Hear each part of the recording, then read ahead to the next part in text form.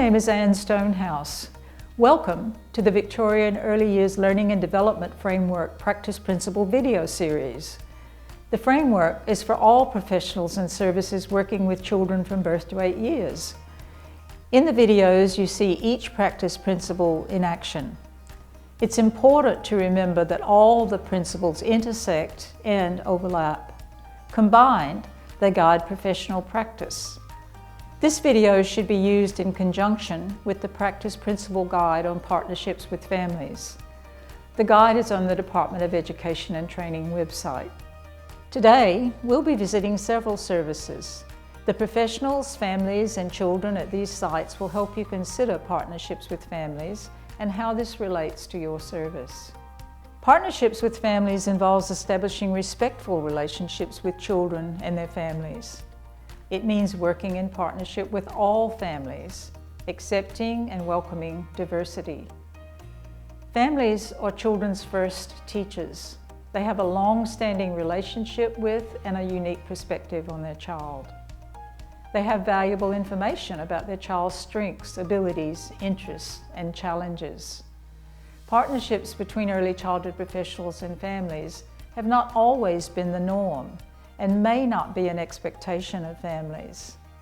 Professionals may need to persist in establishing and strengthening partnerships, including with extended family members.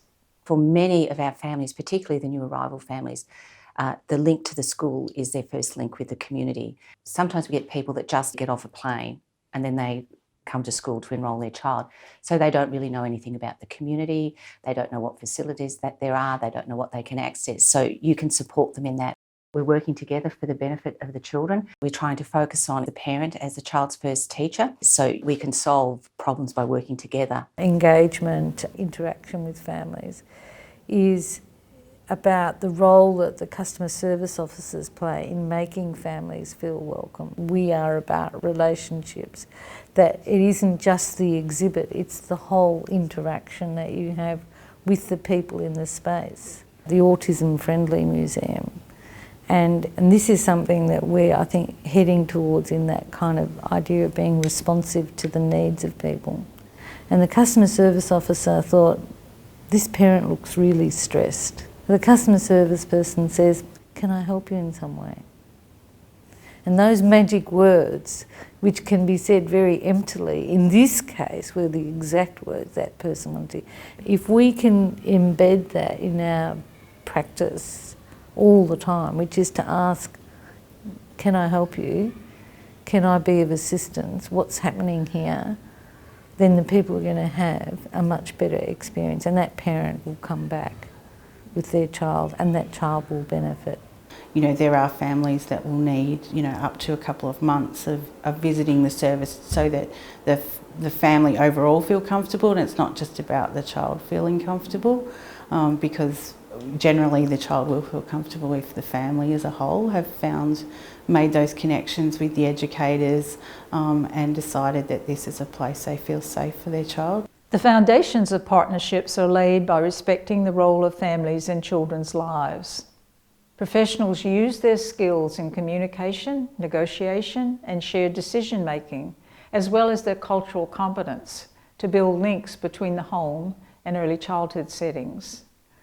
They listen to families' desires for the child and accommodate their wishes and requests where it is in the child's best interests. When they can't, they negotiate to find a solution satisfactory to everyone. At Biala Peninsula, we work really closely with families, and one of the things that comes out of that close relationship that we develop is to be able to be flexible about how we offer services. For example, we have a family that has 4 young boys, all of them now on the autism spectrum with a diagnosis.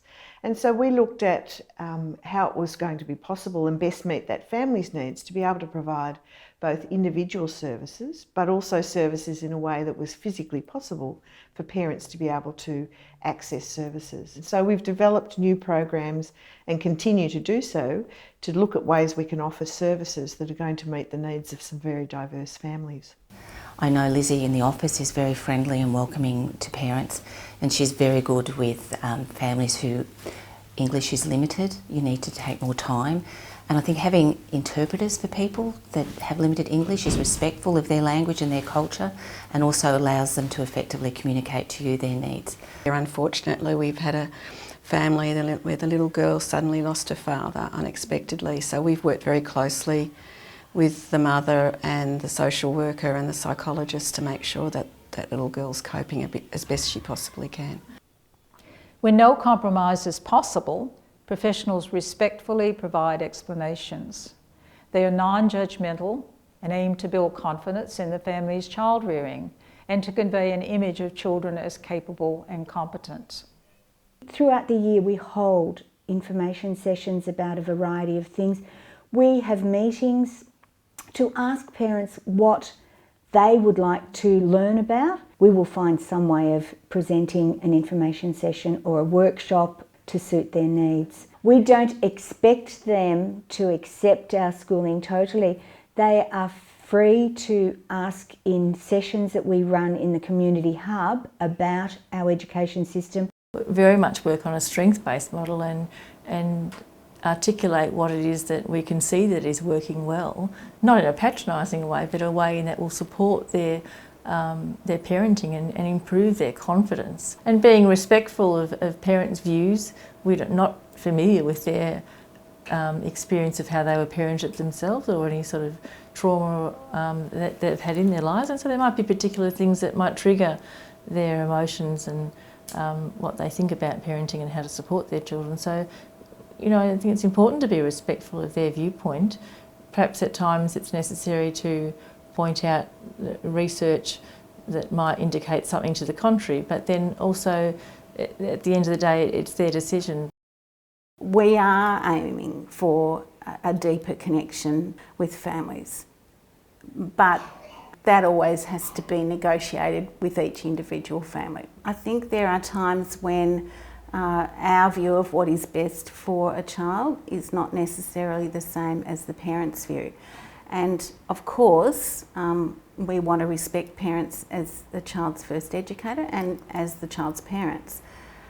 But we also have an ethical and moral duty of care to children, and sometimes when those difficult questions arise, our conversation goes along the lines of if we put the child at the top of this decision-making pyramid, if you like, how does the answer look to us then? Professionals appreciate that many families face substantial challenges relating to, for example, language, cultural or socio-economic background, family violence, trauma, health or disability. Professionals use multiple ways to communicate with families to overcome barriers to ensure inclusion and engagement. In the community hub, we have lots of people from the community come in. Doesn't necessarily have to be a member of our school community. It can be anyone who comes to programs that we run. We advertise them throughout the community. A lot of people are struggling financially with our economy, so it is very encouraging, and that the school does have support with food banks and organisations that come together so no child comes to school hungry. To have a community room, so it connects all the people together, and the kids, they find the support of the family. When the kids are in the school and they find that the family are behind them, they feel a lot of support. I wish that all families can have this. It's my family. The school is a part now of my family. I like to take the time to really listen to what the families are telling me and what their needs might be. And I guess during that conversation, if something came up that I couldn't deal with, I might reflect upon it or find a referral source for that family. It's not to tell people what to do. It's to perhaps use opportunities that happen in the room as a point of discussion. If you've got kind of a relationship with the parent, you've talked about something that's really positive, they then might, if you're offering some advice, if you've got sort of a bit of a relationship there, it's more likely to work for everybody. Regardless of circumstances, it is in the child's best interest for there to be effective, sustained, collaborative partnerships between families and all professionals. I didn't know if it was going to be inflammatory or if she was going to feel a bit threatened by the fact that I was saying, well, you know, what are you? Are you Montessori? What's this Steiner? What's, you know, all these different ways, and how do you guys stack up against that? And the next day when I went to pick up Ed, Natalie had a whole stack of literature for me showing the different, and she was like, you can either read this or we can have a chat about it. Linda's more than happy to have a chat. And they basically walked me through how, what the philosophy of the centre is and how it might tap into the different sort of teaching, schools of teaching. To develop stronger relationships with parents and to work out different ways of building relationships with them. And what we found was that going beyond just one form of communicating with parents and developing many ways of communicating with parents, we were able to get a lot more parents involved. So by the blog, via emails, via the floor book, all these different forms drew parents in via different ways. Professionals work to strengthen relationships with and between children and their families and build family capacity.